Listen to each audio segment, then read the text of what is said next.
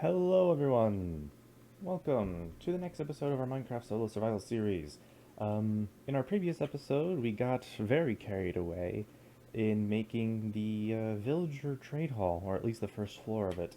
We ran out of material. Well, I wouldn't say we ran out of materials, but we ran really low on materials at the end, so we couldn't make more than one floor. Also, we kind of ran out of villagers to fill up the bottom floor. However, in between episodes, I went out, did a bit of mining, and I got all this gold. Decent amount of gold. Already used some of it to make some golden apples so I could zombify and heal my villagers. So I could trade all the rotten flesh I have from the mob grinder and get some emeralds. Now, I was browsing through YouTube and I found a few interesting bits of information.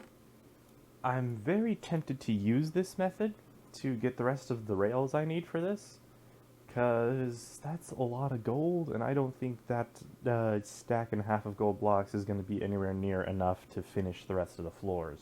It's a simple duplication glitch. And I'm sorry if this upsets people for me using it, but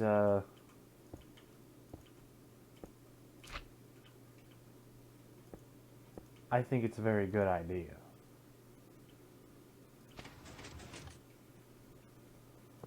It's very simple, very easy, and I did it wrong.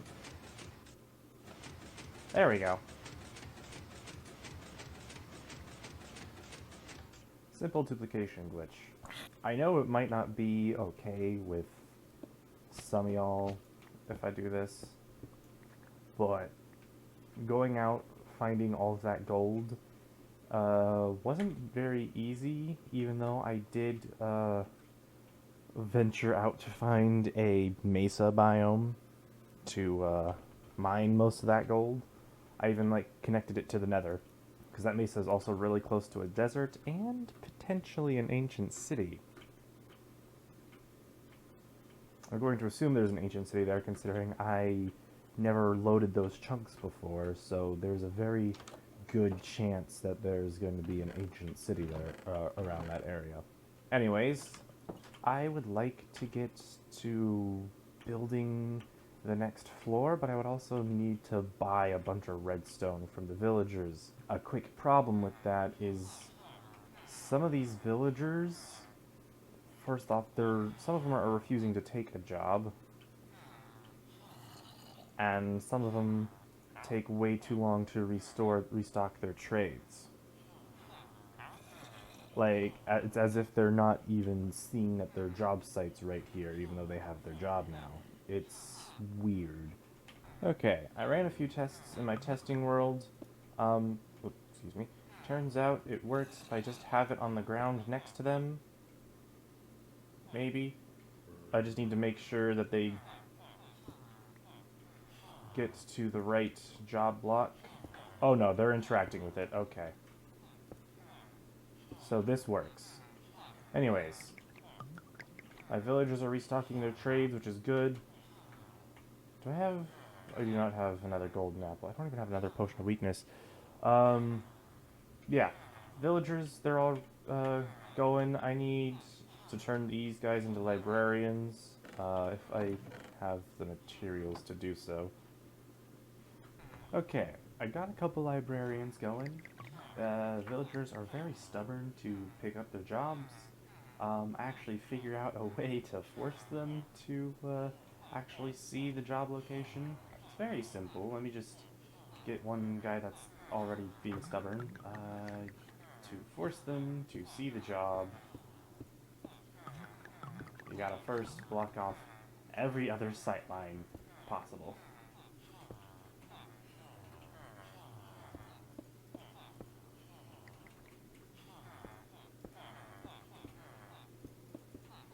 Now the villager is forced into this spot. There we go. But now we forced our villagers into actually taking the job. It's going to be a lot harder to deal with the librarians, because I also have to block them in and then make sure they're giving me the trait I want. I need to do that with this guy. Um, I actually need to buy some bookshelves so I can actually get more villagers or more librarians going. I need to make some proper farms for these villagers. Like I need to make a proper sugarcane farm so I can actually get paper for these villagers. And I have the mob grinder, so I can get rotten flesh easy. But I'm going to need farms for the other villagers so I can get emeralds easier from them as well. I'm gonna need a netherwort farm for the clerics. I would like a sugarcane farm. I just need a quick way to get emeralds, like right now.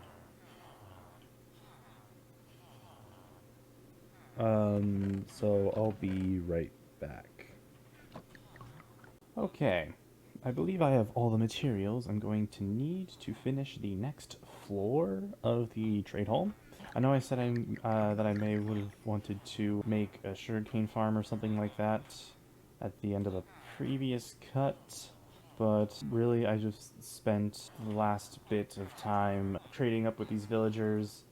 Most of them are just apprentices to get all the redstone components I need to work on the next floor. Which is funny considering I still haven't filled up all the villagers for this floor, and I'm still struggling to get some of the villagers to get their job the right way. But that's a task for another day. Right now, I'm just going to start working on the next floor. I really need to make some kind of elevator up there. I might turn this pillar into the elevator. But let's get up. I forgot the materials. Let's get up there and start working on the next floor. This might need a time lapse. I'm gonna need some form of scaffolding. Yeah, I should be fine. Let's get on it.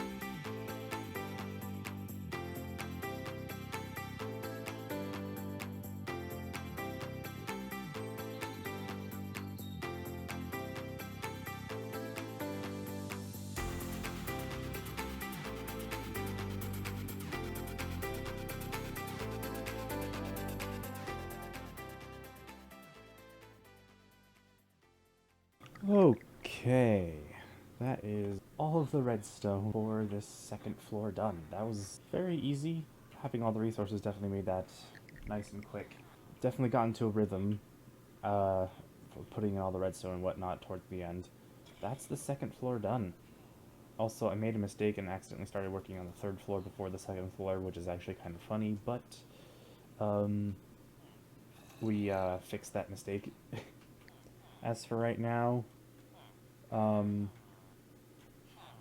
need to fill out the villagers here and filling up the librarian trade. I need to get rid of this water.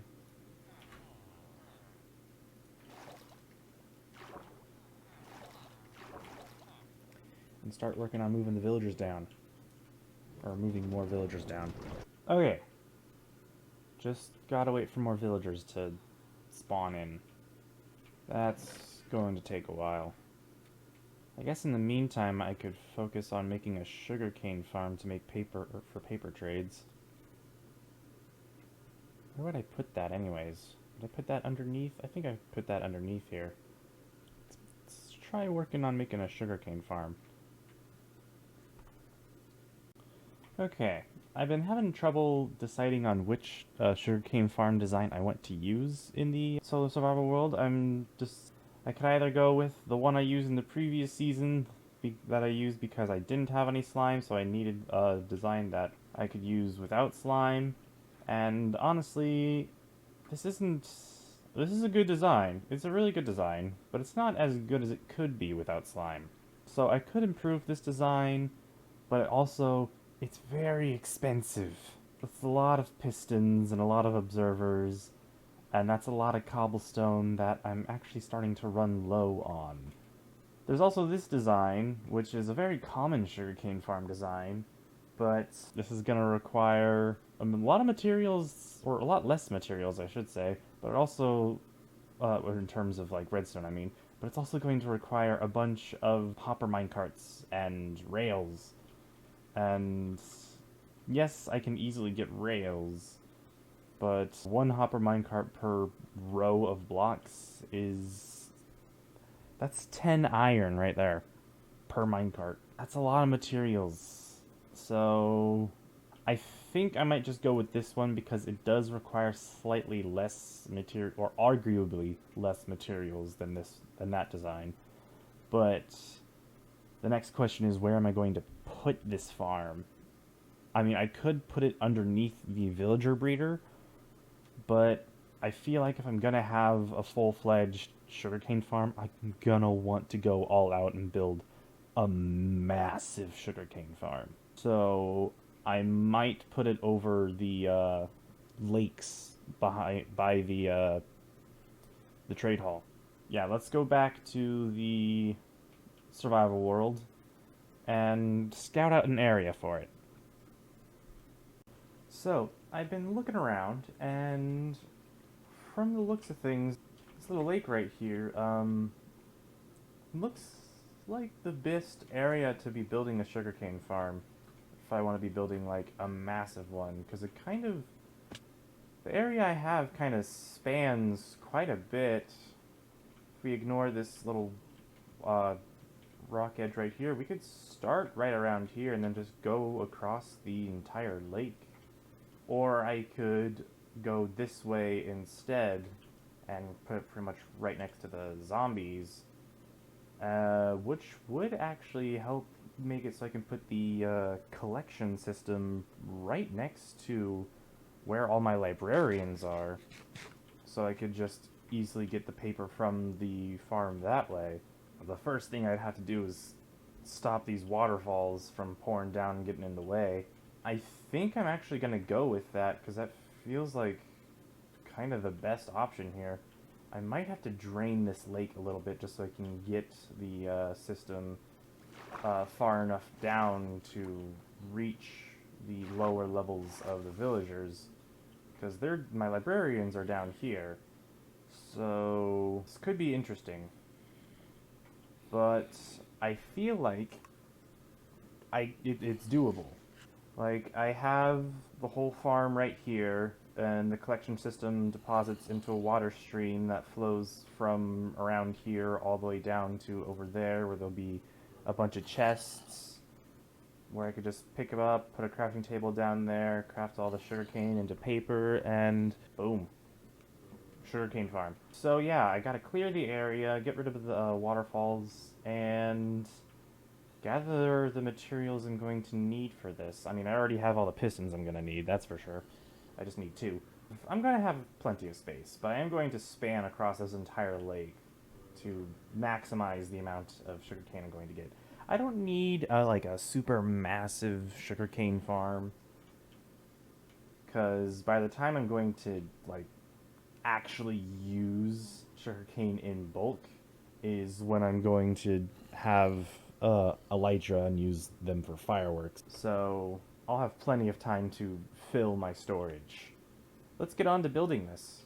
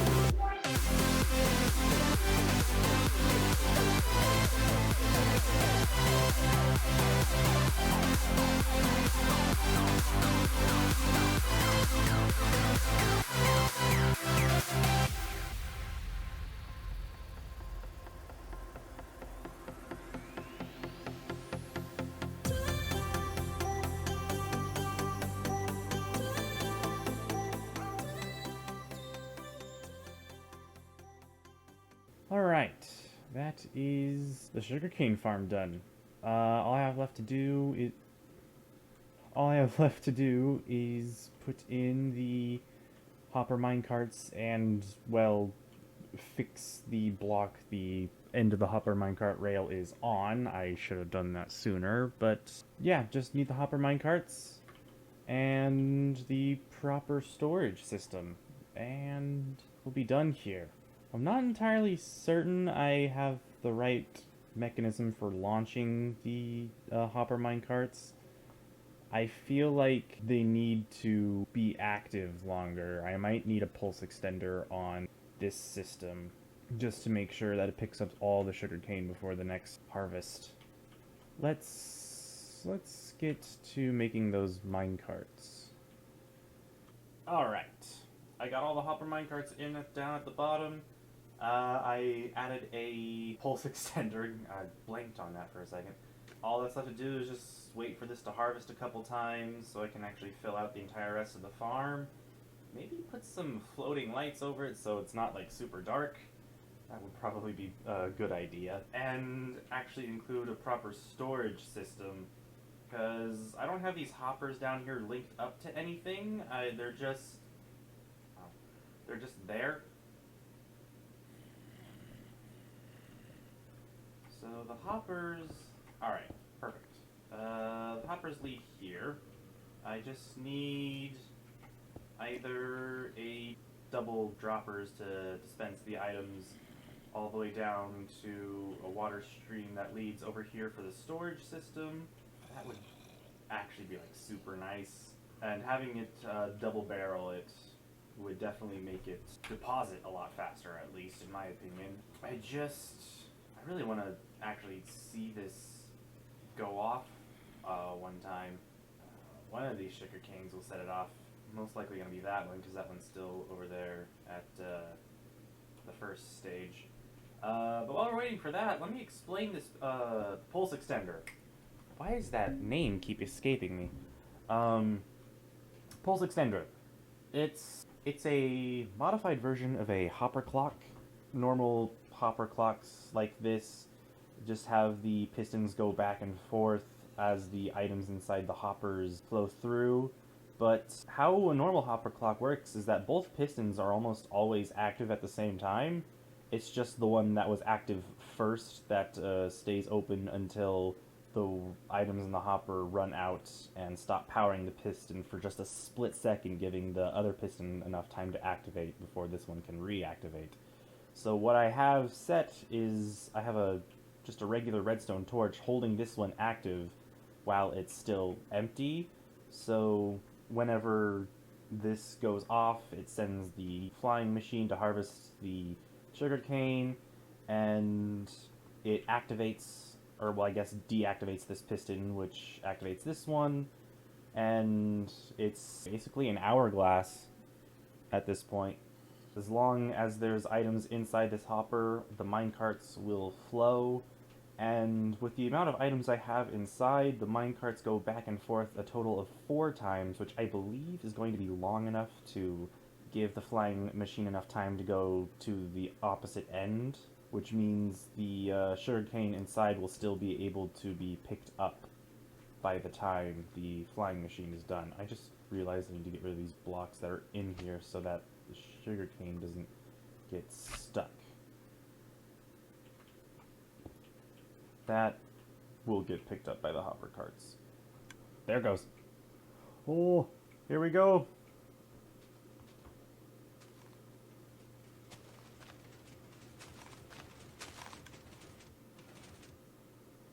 It didn't set off the minecarts. Right. I need the pulse to be longer. Okay, how do I do this? Maybe like that. And there we go. The hopper minecarts didn't get sent off. That's 3 and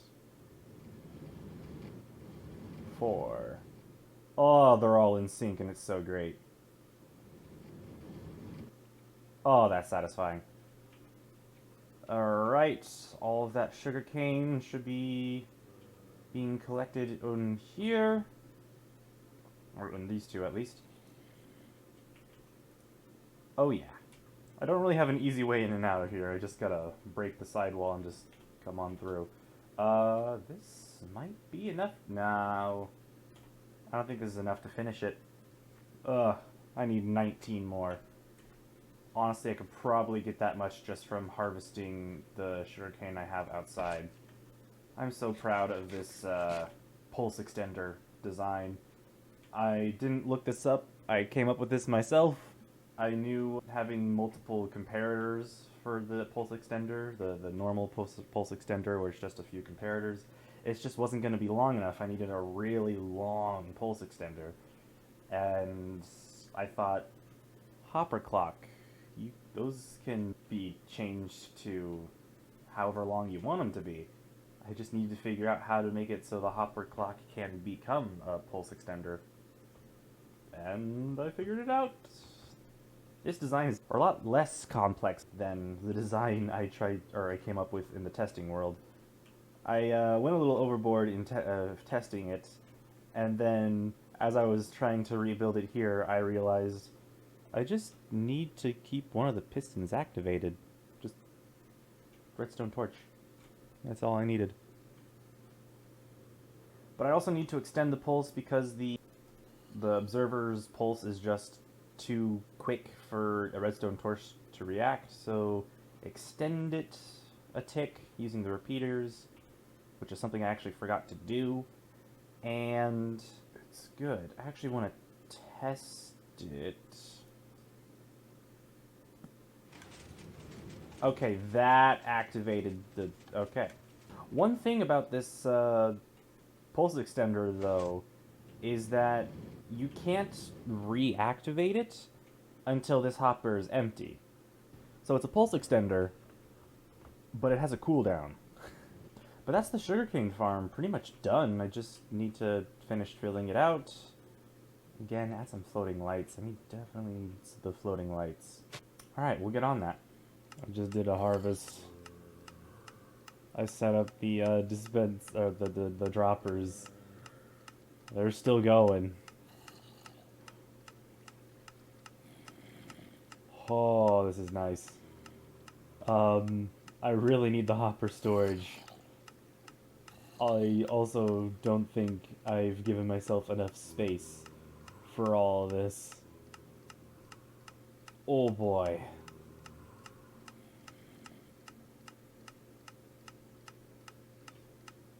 I don't even know how many. Oh. Almost out. There we go. Okay, so I have 6 Omni that I accidentally picked up. Let's see the final result of that almost full harvest. Boom. I'm gonna need a bigger storage. Oh boy. Well, at least I can finally put in the last little bit of remaining sugarcane I have missing. I need a water bucket. There we go. Oh yeah, I also put in the floating lights, like I said I would. I could be wrong, but I feel like it definitely makes the sugarcane grow faster. So, keep it well lit. Also, some sugarcane right at the end got stuck right on the top of the flying machine. So there is a chance that,